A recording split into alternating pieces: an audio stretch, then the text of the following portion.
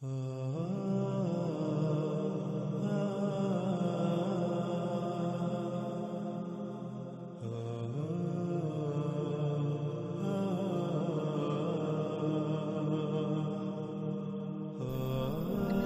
سبحانہ و تعالیٰ نے ہمارے جسم میں جو میزان قائم کیا وہ میزان قائم کیسے رہے گا؟ وہ کون سی ہدایات ہیں جن ہدایات پر عمل کر کے ہم اس میزان کو برقرار رکھ سکتے ہیں؟ اللہ سبحانہ و تعالیٰ نے اس کو بھی بالکل واضح کر دیا۔ ہمارا جسم جو کئی اعضاء کا مجموعہ ہے، جب ہم غور کریں تو ہمارے اوپر یہ بات کھل کر واضح ہو جاتی ہے کہ ہر عضو جو ہے وہ کئی مخلوقات کا مجموعہ ہے، اور اس میں ہر خلق لا تعداد خلیوں سے وجود میں آئی۔ ایک خلیے میں لا تعداد ذرات یعنی ایٹمز ہیں، اور ایک خلیہ اگر ہم اس کی بات کریں تو ایک خلیہ بالکل ایسے ہے جیسے ہماری ایک زمین، یہ ہماری دنیا ہے جس پر ہم رہ رہے ہیں۔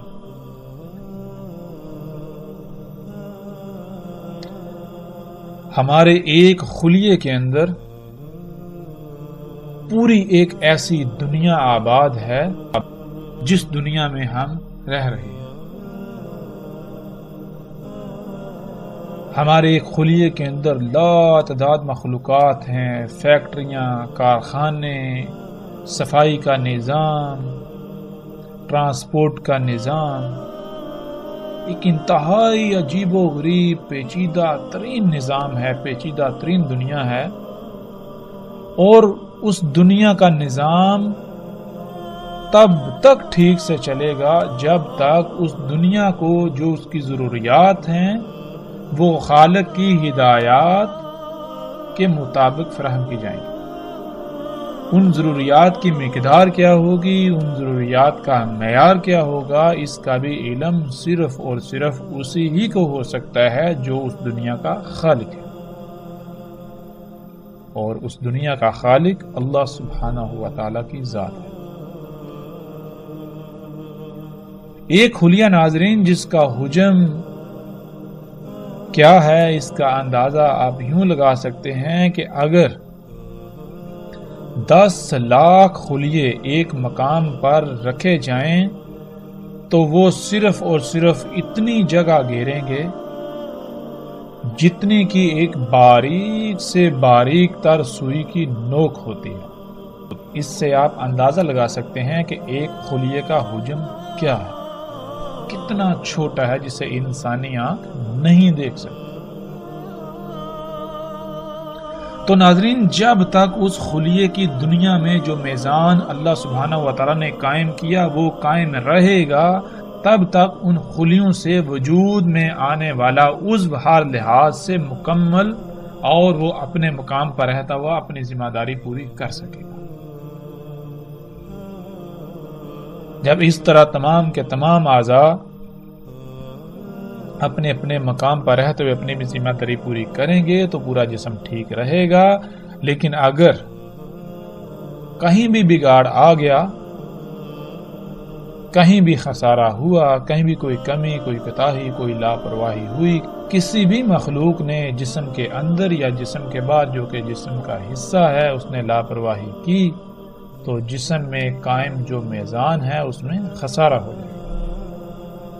جس خسارے کو ہم بیماریوں کا نام دیتے ہیں، اور اگر اس خسارے کو دور نہ کیا جائے، اس بگاڑ کو ختم نہ کیا جائے جو کہ فساد کہلائے گا، اس کی اصلاح نہ کی جائے تو پھر ایک وقت ایسا آئے گا جب یہ جسم اپنی اجل سے دوچار ہو، یعنی ایک آخری تباہی اس پر آپ مسلط ہوگی جو اسے ختم کر دے۔ تو ناظرین، اپنی ہی ذاتوں میں ہم جتنا بھی غور و فکر کرتے جائیں وہ کم ہے، جیسے جیسے غور و فکر کرتے جائیں گے ہمارے اوپر راز کھلتے چلے جائیں گے۔ تو اب تک جو باتیں ہمارے سامنے آئیں وہ یہ ہیں کہ اللہ سبحانہ و تعالیٰ نے ہمارے جسم کو خلق کیا۔ ہمارے جسم کے دو پہلو ہیں، ایک ظاہری ایک باطنی۔ جو ظاہری ہے وہ بھی دو حصوں میں تقسیم ہے. اس میں ایک حصہ تو وہ ہے یعنی کچھ مخلوقات کچھ اعضاء تو ایسے ہیں جو محکم ہیں، جو فیصلہ کن ہیں، جن کے بارے میں اللہ سبحانہ وتعالیٰ نے ہمیں علم دے دیا کہ ان کا مقصد کیا ہے. جیسے ہاتھ ہیں، ہمیں پتا ہے، ہمیں علم ہے ان کا مقصد کیا ہے. پاؤں ہیں، ان کا علم ہے مقصد کیا ہے. آنکھوں کا مقصد کیا ہے، کانوں کا مقصد کیا ہے. ان کے برعکس کچھ ایسے بھی ہیں جن کا علم اللہ سبحانہ وتعالیٰ نے نہیں دیا کہ ان کا مقصد کیا ہے.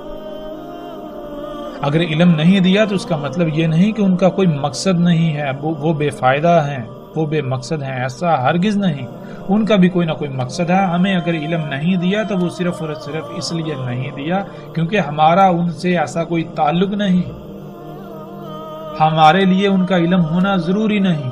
اللہ سبحانہ وتعالیٰ نے انہیں جس مقصد کے لیے خلق کیا ان کو خلق کر کے ان کے مقام پر رکھ دیا. جب تک وہ اپنے مقام پر رہتے ہوئے اپنی ذمہ داری ادا کریں گی تو ہمارا جسم ٹھیک رہے گا.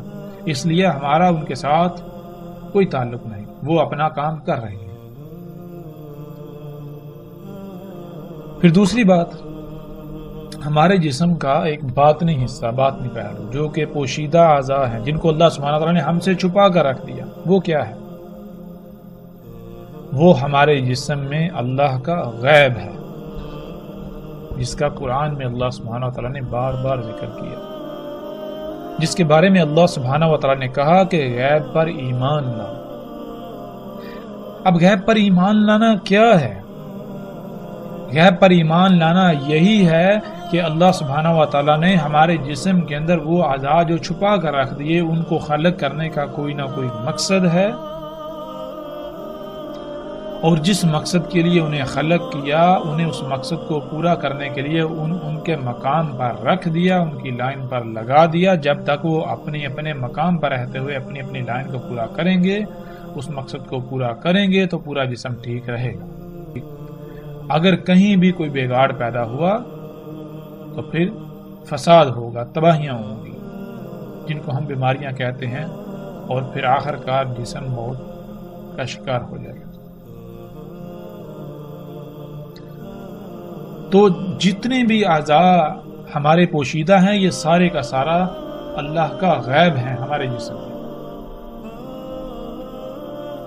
یہ ہے ایمان لانا کہ اگر ہماری ان تک رسائی ہو جائے تو ہم ان کے ساتھ کسی قسم کی کوئی چھیڑ چھاڑ نہیں کریں گے، ہم ان کے ساتھ کسی قسم کا کوئی پنگا نہیں لیں گے. کیوں؟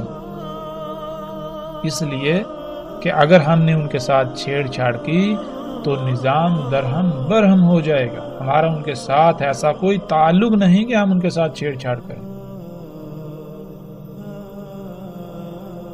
یہ ہے غیب پر ایمان لانا.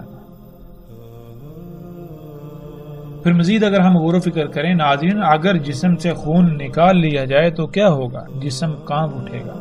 جسم سے جو اللہ تعالیٰ نے جو غیب جو رکھا، جو آزاد چھپا کر رکھ دیے، جو اللہ تعالیٰ کا غیب ہے ہمارے جسم میں، اگر اس میں سے کوئی بھی چیز نکال لی جائے گی تو کیا ہوگا؟ اس عضو کی، اس شے کی ذمہ داری کی نوعیت کے اعتبار سے جسم کا نقصان ہو. یہ تھا اس سوال کا جواب کہ جو اللہ سبحانہ و تعالیٰ نے کہا کہ نہیں خلق کیا ہم نے آسمانوں کو اور زمینوں کو اور جو کچھ ان کے درمیان ہے مگر حق کے ساتھ. حق کے ساتھ خلق کرنا کیا ہے؟ اللہ سبحانہ وتعالیٰ نے کہا کہ اپنی ہی ذاتوں میں غور و فکر کرو. تو جب ہم نے اپنی ہی ذاتوں میں غور و فکر کیا تو ہمارے سامنے بہت ساری باتیں آئیں. جو چیزیں، جو باتیں، جو سبق ہمارے سامنے آیا تو اللہ سبحانہ وتعالیٰ کہتے ہیں بالکل یہی مثال، بالکل اسی طرح خلق کیا ہم نے آسمانوں کو، زمینوں کو اور جو کچھ بھی ان کے درمیان ہے. اور ہم نے خلق کی اجل مسمى. اجل مسمى کیا ہے؟ اس کا بھی بالکل واضح ہو چکا کہ ہم نے یہ سب کچھ خلق کیا ہے تو ایسا نہیں ہے کہ اگر ان میں چھیڑ چھاڑ کی جائے گی تو یہ ویسی کی ویسی رہیں گی. نہیں، اگر ان میں چھیڑ چھاڑ کی جائے گی، اگر ان کو ان کے مقام سے ہٹایا جائے گا تو پھر کیا ہوگا؟ پھر ان میں خرابیاں ہوں گی. پھر آخرکار ایک ایسا وقت آئے گا جب یہ تباہی سے دوچار ہو جائے گی. یہ ہے اجل مسمى.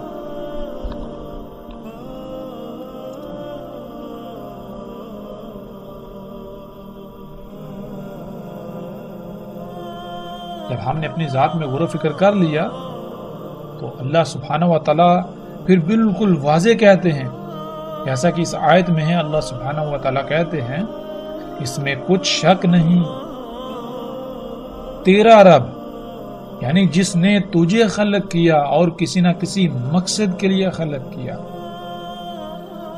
پھر تجھے جو تیری تمام کی تمام ضروریات تھیں وہ خلق کر کے مہیا کی، تجھے پروان چڑھایا اور تجھے اس مقام پر لے کے آیا جس مقام پر آ کر تو اس ذمہ داری، اس مقصد کو پورا کر سکے جس مقصد کے لیے تجھے خلق کیا۔ وہی رب ہے تمام کی تمام مخلوقات، یعنی تمام کی تمام مخلوقات کو بھی اسی نے خلق کیا، کسی نہ کسی مقصد کے لیے خلق کیا، اور تمام کی تمام مخلوقات کو خلق کر کے جو جو ان کا مقام تھا سب کو اس کے مقام پر قائم کر دیا، اور اسے ہی علم ہے کہ ان کی ضروریات کیا ہیں، ان کی ضروریات کا معیار، ان کی ضروریات کی مقدار کیا ہے، سب کا سب اسے علم ہے۔ یہ کائنات، یہ تمام مخلوقات کیسے ٹھیک رہیں گی، کائنات کا نظام کیسے چلے گا، یہ سب کا سب صرف اور صرف اسے ہی علم ہے۔ کیوں؟ کیونکہ وہ خلاق ہے، تمام کی تمام مخلوقات کو اسی نے خلق کیا۔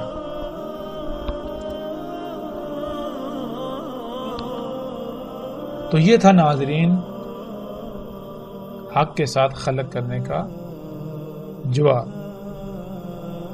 اس جسم پر اللہ سبحانہ و تعالیٰ نے ہمیں اختیار دیا ہے، جسم کی تمام مخلوقات ہماری محتاج ہیں،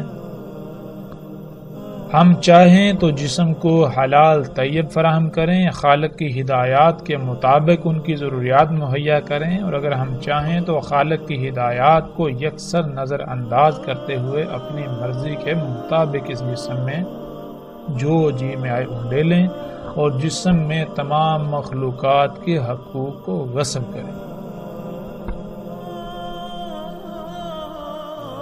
بالکل یہی مثال اس دنیا کی ہے، آسمانوں کی ہے، زمین کی ہے، ان کے درمیان جتنی بھی مخلوقات ہیں ان کی ہیں۔ جیسے اس جسم میں تمام کی تمام مخلوقات ہماری محتاج ہیں، اس جسم پر اللہ سبحانہ و تعالیٰ نے ہمیں اختیار دیا، بالکل اسی طرح اس زمین کی، اس آسمان اور زمین کے درمیان جتنی بھی مخلوقات ہیں یہ تمام کی تمام ہماری محتاج ہیں، ان کا اختیار اللہ سبحانہ و تعالیٰ نے انسان کو دیا۔ اور اللہ سبحانہ و تعالیٰ نے بالکل واضح کر دیا کہ اگر تم صرف اور صرف میری ہی غلامی کرو گے تو کائنات کا نظام بالکل ٹھیک رہے گا، کائنات میں کوئی فساد نہیں ہوگا، کوئی بھی خرابی نہیں ہوگی، اور اگر تم نے اس کائنات میں میری ہدایات کے خلاف عمل کیا تو اس کائنات میں ہر سطح پر قائم میزان میں خسارہ ہو جائے گا، جس سے پھر خرابیاں ہوں گی، پھر تباہیاں آئیں گی، پھر وہ اجل جو اللہ نے خلق کی وہ آ جائے گی، یعنی ایک آخری بڑی تباہی جو تمہیں اپنی لپیٹ میں لے لے گی۔ یہی وہ دجال تھا جس سے تمام کے تمام نبیوں نے ڈرایا، تمام کے تمام نبیوں نے ممکنہ پیش آنے والے خطرے سے متنبہ کیا، تمام کے تمام نبیوں نے، رسولوں نے یہی دعوت دی اپنی قوم کو، اپنی امت کو، کہ اللہ سبحانہ و تعالیٰ نے آسمانوں، زمینوں اور جو کچھ بھی ان کے درمیان ہے سب کا سب حق کے ساتھ خلق کیا، اس لیے صرف اور صرف اللہ ہی کی غلامی کرو۔ دیکھو اگر تم اللہ کی غلامی نہیں کرو گے تو جو تم اعمال کرو گے ان اعمال کا جس حد تک، جس سطح تک اثر ہوگا اس حد تک پھر رد عمل آئے گا۔ اسی رد عمل سے تمام کے تمام انبیاء نے ڈرایا، متنبہ کیا، لیکن کیا وہ قومیں ڈریں؟ لیکن کیا ان قوموں نے اپنے ان اعمال کو ترک کر دیا؟ کیا وہ اللہ کے غلام بن گئے؟ تو جب ہم قرآن سے اس کا سوال کریں تو اللہ سبحانہ و تعالیٰ بالکل واضح کر دیتے ہیں کہ ایسا ہرگز نہیں ہو۔ انہوں نے اس دعوت کو تسلیم نہ کیا تو پھر ان کا انجام کیا ہوا؟ اللہ سبحانہ و تعالیٰ نے قرآن میں یہ بھی بالکل واضح کر دیا۔ تو ناظرین، یہاں تک جو ہم نے غور و فکر کیا اور جو بات ہمارے سامنے آئی وہ یہ کہ رسول اللہ صلی اللہ علیہ وسلم نے جو دعوت دی، جو پیغام دیا، جس ممکنہ پیش آنے والے خطرے سے متنبہ کیا اور جس سے باقی تمام کے تمام انبیاء نے متنبہ کیا، وہ کیا تھا؟ وہ دعوت کیا تھی؟ وہ دعوت یہی تھی کہ تمہارا رب اللہ ہے، اللہ ہی کو اپنا رب بناؤ، صرف اور صرف اللہ ہی کی غلامی کرو۔ اللہ سبحانہ و تعالیٰ نے اس کائنات میں میزان قائم کر دیا، اس میزان میں خسارہ مت کرو۔ اگر اس میزان میں خسارہ کرو گے تو جان لو اللہ سبحانہ و تعالیٰ نے اجل بھی خلق کی، تو پھر کیا ہوگا؟ وہ اجل آ جائے۔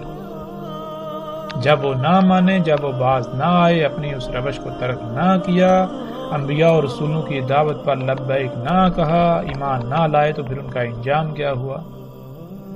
وہ پیچھے ہم پر واضح ہو چکا، اور مزید ہم جیسے جیسے آگے بڑھیں گے تو ہر بات، ہر شے بالکل کھل کر واضح ہو جائے گی۔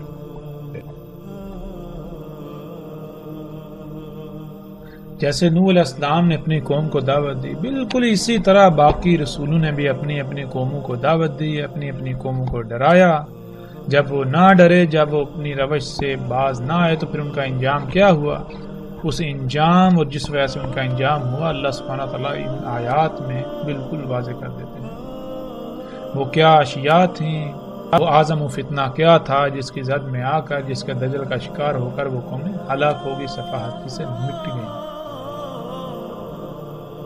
اللہ سبحانہ و تعالیٰ کہتے ہیں کیا نہیں دیکھتے کیسے ہلاک کیا ہم نے ان سے قبل زمانوں سے؟ اختیار، حکومت، مضبوطی، قوت دی تھی انہیں زمین میں جو بالکل نہیں دیا گیا اختیار، حکومت، مضبوطی وغیرہ تم کو، اور بھیجا ہم نے ان پر بلندی سے لگاتار میں، اور کر دیا ہم نے نہروں کو جاری ان کے تحتوں سے، پس ہلاک کیا ہم نے ان کے ذنوب کے سبب، یعنی ان کے اپنے ہی اعمال کے سبب، یعنی ان کے اپنے ہی اعمال کے سبب آسمان سے لگاتار می برسا اور نیچے ان کے پاؤں تلے سے نہریں جاری ہو گئی، اور ہم نے اپنے قانون سے ان کے بعد زمانے کو دوسرے کر دیا۔ اس آیت میں اللہ سبحانہ وتعالیٰ بالکل واضح کہتے ہیں، اللہ سبحانہ وتعالیٰ کہتے ہیں کہ قوم نوح سمیت جتنی بھی قومیں پہلے گزری ہیں، جو مکن یعنی زمین پر اختیار انہیں دیا گیا تھا، جو اسباب و وسائل ان کے پاس تھے، وہ آج ہمارے پاس یعنی آج موجودہ انسانوں کے پاس نہیں ہیں۔ حالانکہ آج موجودہ انسان بڑے بڑے دعوے کرتے ہیں کہ آج انسان چاند پر اور مریخ پر پہنچ چکا، جدید ترین ٹیکنالوجی حاصل ہو گئی، اب ہمیں کوئی زوال نہیں۔ بہرحال آج جو کچھ بھی انسان کے پاس ہے، اللہ سبحانہ و تعالیٰ کہہ رہے ہیں کہ قوم نوح یا ان کے علاوہ جتنی بھی قومیں پہلے گزر چکی، ان کے پاس تم سے کئی گنا بڑھ کر تھا۔ اس کے باوجود ان کا انجام کیا ہوا؟ اللہ سبحانہ و تعالیٰ نے وہ بالکل ہمارے سامنے کھول کر رکھ دیا۔ پھر اس آیت میں اللہ سبحانہ و تعالیٰ کہتے ہیں تحقیق یعنی ثابت شدہ، ایسا ہو چکا، یہ طریقہ جو کچھ تم کر چکے ہو یہ تم سے پہلے ہو چکا، پس سیر کرو زمین میں، پس دیکھو کیسا تھا انجام ان کا جنہوں نے تکذیب کی۔ یعنی جن کے اوپر یہ واضح کر دیا کہ اللہ سبحانہ وتعالیٰ نے آسمانوں، زمینوں، جو کچھ بھی ان کے درمیان ہے سب کچھ حق کے ساتھ خلق کیا، تو اللہ کے علاوہ کسی کی غلامی مت کرو، اللہ کے علاوہ رائی برابر بھی عمل مت کرو اس کائنات میں، ورنہ اللہ نے جو اجل خلق کی وہ آ جائے گی۔ تو انہوں نے کیا کیا؟ انہوں نے اس کی تکذیب کر دی، انہوں نے یہ نہ مانا اور اپنے ان مفسد اعمال کو جاری رکھا، تو پھر ان کا انجام کیا ہوا؟ پھر اسی طرح اللہ سبحانہ تعالیٰ آج موجودہ انسانوں کو کہتے ہیں کیا دیکھنا چاہ رہے ہیں مگر یہ کہ ان کے کرتوتوں، ان کے اعمال کے سبب آئیں ملائکہ یا آ جائے امر ان کے رب کا۔ بالکل اسی طرح کے کرتوت کیے انہوں نے جو ان سے پہلے تھے، اور نہیں ظلم کرتا انہیں اللہ، اور لیکن خود ہی تھے ظلم کرنے والے۔ پھر آگے اللہ سبحانہ وتعالی کہتے ہیں اور کیسے ہلاک کیا ہم نے ان سے پہلوں کو زمانوں سے، ان کے سب سے بہتر تھے، احسن تھے اساس اور ریا۔ اساسن کسے کہتے ہیں؟ اساسن کہتے ہیں وہ تمام کا تمام مال و متاع، اشیاء، ایجادات، جو کچھ بھی انسان نے بنایا، جو کچھ بھی انسان نے آج تک حاصل کیا یا اس وقت تک جو کچھ انسان نے بنایا، جسے اردو میں اثاثے کہتے ہیں، اور ریا کہتے ہیں جو عام انسانی آنکھ سے نہ دیکھا جا سکے، وہ کچھ دیکھنے والے آلات، یعنی ایسے آلات جن کی مدد سے وہ اللہ کے غیب کی اشیاء، اللہ کے غیب کی مخلوقات، کائنات کی وسطوں کو براہ راست دیکھنے کی صلاحیت رکھتے تھے۔ یعنی اس آیت میں اللہ سبحانہ تعالیٰ بالکل واضح کہہ رہے ہیں کہ وہ جو پہلی قومیں گزر چکی، جن کو ہم نے ہلاک کیا، جو ہلاک ہوئیں اپنے ہی اعمال، اپنے ہی کرتوتوں کے سبب، وہ ان کے پاس جو کچھ انہوں نے بنایا ہوا تھا، جو کچھ انہوں نے ایجاد کیا ہوا تھا، جو کچھ انہوں نے بنایا ہوا تھا، وہ سب سے بہتر تھا، اور ان کے پاس جو دیکھنے کے آلات تھے وہ بھی تم سے بہتر تھے، وہ بھی سب سے بہتر تھے۔ پھر آج ہم دیکھیں کہ ایسی کون سی ایجادات ہیں، وہ کون سے اثاثے ہیں جو آج انسان اکٹھے کر چکا ہے، جو انسان آج بنا چکا ہے، اور پھر وہ کون سے ایسے آلات ہیں جن سے انسان کے پاس دیکھنے کی ایسی صلاحیتیں آ گئیں جو صلاحیت عام انسانی آنکھ سے دیکھنے کی نہیں ہے۔ اور جب ہم غور کرتے ہیں تو آج ہماری آنکھوں کے سامنے انسان کے خلق کردہ وہ تمام کے تمام اثاثے اور وہ تمام کے تمام دیکھنے کے آلات سامنے آ جاتے ہیں، اور وہ آج سب کے سب موجود ہیں۔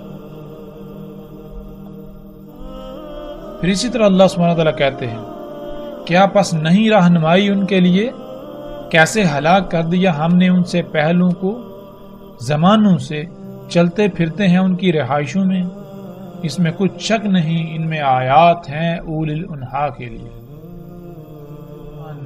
کہ آج ہم گھومتے پھرتے ہیں، زمین میں سیریں کرتے ہیں، اور پہلی تباہ شدہ اقوام کے آثار دیکھتے ہیں، تو جب ہم ان کے آثار، ان کے بنائے ہوئے گھر، تباہ شدہ کھنڈرات جب ہم دیکھتے ہیں تو اللہ سبحانہ وتعالیٰ کہتے ہیں ان میں رہنمائی ہے تمہارے لیے، غور و فکر کرو تو کہ کیسے ان کو ہلاک کر دیا، وہ کیا تھے، ان کے پاس کیا تھا۔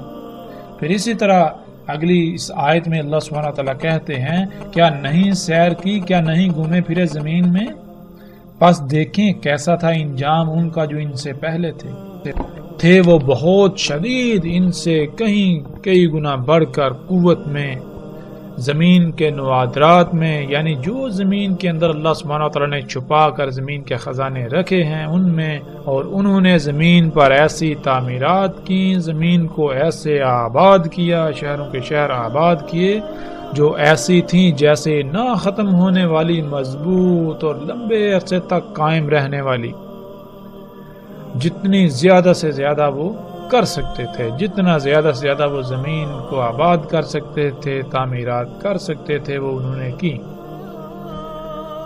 دوسروں کے مقابلے میں۔ اور آئے ان کے پاس ان کے رسول بینات کے ساتھ، یعنی اللہ کے رسول جب اللہ کے بھیجے ہوئے ان کے پاس آئے تو انہوں نے سب کچھ کھول کر رکھ دیا کہ جو کچھ تم یہ کر رہے ہو اس کا انجام کیا ہے اور اس کی حقیقت کیا ہے۔ بس نہیں تھا اللہ ظلم کرنے والا ان کے لیے، اور لیکن تھے خود ہی ظلم کرنے والے۔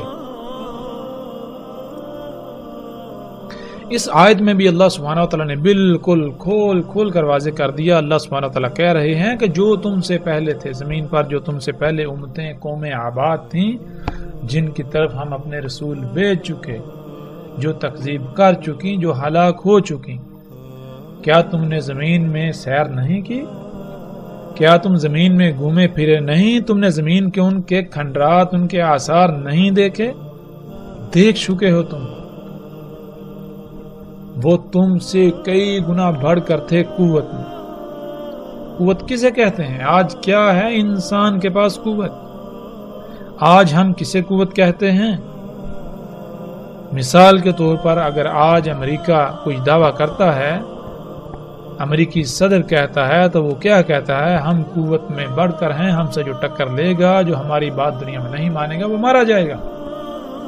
وہ کون سی قوت ہے؟ وہ قوت ہے اسلحہ، بارود، مشینیں، یہی تو قوت ہے۔ اور اسی قوت کا اللہ سبحانہ وتعالی نے ذکر کیا، یہی وہ قوت ہے جو انسان کے اثاثے ہیں، جو کچھ انسان نے آج تک بنایا۔ اللہ سبحانہ وتعالی کہہ رہے ہیں کہ جو قوت آج تمہارے پاس ہے، یعنی جو مشینیں، جو ٹیکنالوجی، جو ایجادات تم کر چکے ہو، جو اسلحہ، بارود، جو کچھ بھی یہ تمہارے پاس ہے، جو تم سے پہلے گزر چکے، وہ تم سے کئی گنا ان سب میں بڑھ کر تھے۔ وآثار الارض، آثار کہتے ہیں نوادرات کو، نوادرات نادر کی جمع ہے، اور نادر کہتے ہیں ایسی قیمتی ترین شے کو جس کو چھپا کر رکھا جائے۔